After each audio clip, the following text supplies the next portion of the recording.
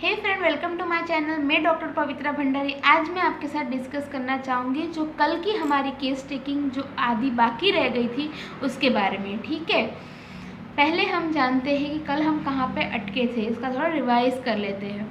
कल हम लोग फिज़िकल जनरल जो पार्ट 1 में हमने डिस्कस किया था। ठीक है, फिज़िकल जनरल में क्या क्या पूछना था वो मैंने पार्ट 1 में डिस्क्राइब किया। अब वो कैसे पूछेंगे, ठीक है।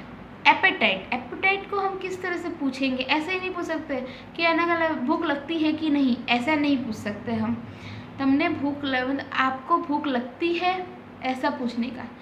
या भूख लगती है तो कब लगती है, और जितना भूख लगती है उतना खाया जाता है, कितने क्वांटिटी में खाना खाते हो आप, उसकी क्वांटिटी, वो सब कुछ पूछना ज़रूरी है। ठीक है, फिर उसके बाद डिज़ायर के साथ आपको ये पूछना ज़रूरी है आपको खाने में क्या पसंद है।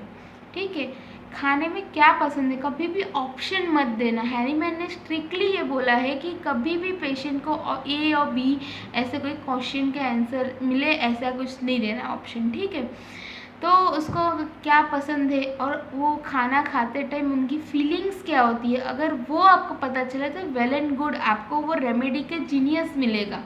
ठीक है, साथ साथ में एवर्जन भी उसी तरह से पूछिए कि क्या नहीं पसंद आपको।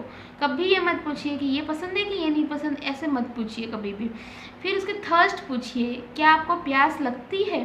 प्यास लगती है तो कितनी लगती है, कितना पूरे दिन में पानी पीते। और पेशेंट अगर नहीं बोल पा रहा है कितना पानी पीते, जिस टाइम पे पेशेंट आए सुबह से कितना पानी पिया आपने, इतना पूछ लीजिए तो उससे से आपको उतना ऑलमोस्ट कंफर्म हो जाता है। पर्स्पिरेशन के बारे में पूछिए कि पसीना होता है कि नहीं, अगर होता है तो पर्स्पिरेशन कहाँ पे ज़्यादा होता है, लोकेशन पूछिए। उसके स्टेन आते हैं कि नहीं, कोई पर्टिकुलर ऑर्डर है कि नहीं, वो सब कुछ पर्स्पिरेशन का पूछना पड़ता है।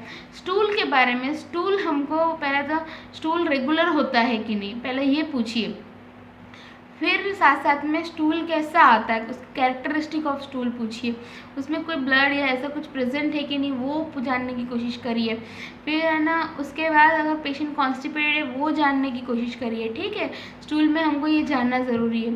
फिर यूरिन की फ्रिक्वेंसी पूरे दिन में कितनी बार है, कितना यूरिन आता है, फ्लो कैसा है यूरिन का, प्रेशर के साथ आता है कि नहीं, सब कुछ पूछना ज़रूरी है। क्योंकि कभी कभी पेशेंट दूसरा कोई कंप्लेंट लेके आता है यूरिन, उसको लगता है कि मेरे ये कंप्लेंट के साथ मेरे को ये क्या लेना देना है यूरिन का। ठीक है, तो कभी कभी ऐसा हो जाता है कि है ना, हमको यूरिन का भी इस तरह से पूछना पड़ता है। फिर साथ साथ में पेशेंट को और कोई हैबिट है कि नहीं, कोई पाइका मटेरियल खाने की आदत है कि नहीं, अनडाइजेस्टेबल थिंग खाने की आदत है कि नहीं, ये सब कुछ। फिर नेल बाइटिंग की आदत नहीं, ये सब पैर हिलाने की आदत, ये सब कुछ पेशेंट के थीम को हमारे पता चलता है। फिर साथ आप उसके जनरल्स को ना कवर कीजिए। थर्मल जो है, थर्मल को कवर कीजिए, जिसमें है ना चिली है कि हॉट है, तो वो किस तरह से पूछेंगे आपकी चिली है कि हॉट है। तो कभी कभी पेशेंट कैसे बोलता है ठंडी ज़्यादा अच्छी लगती है कि गर्मी, पेशेंट बोलता है दोनों ही अच्छी लगती है, तो हम कैसे कंफर्म करेंगे। तो उस टाइम पे पूछिए कि है ना मेरे को कवरिंग चाहिए कि नहीं ये, तो फिर कौन से सीज़न में आपको तकलीफ़ ज़्यादा होती है, कि पसीने के रिलेटेड आप पूछने की कोशिश कीजिए। पसीना ज़्यादा आता तो वो अच्छा लगता है कि नहीं, वो सबसे आप कोरिलेट करके अपने थर्मल को कंफर्म कर सकते हो। ठीक है, फिर हमारे आते हैं मेंटल सिम्टम। पेशेंट को हम ऐसा नहीं पूछ सकते कि पेशेंट आपके स्वभाव कैसा है, सभी ऐसा, मैं हूँ तो मैं भी ऐसा ही बोलूँगी मेरा स्वभाव तो बहुत अच्छा है। एक्चुअली वैसा नहीं होता। पेशेंट के कोई भी उसका कैरेक्टर जानने के लिए उसके रिलेटिव को पूछना पड़ता है।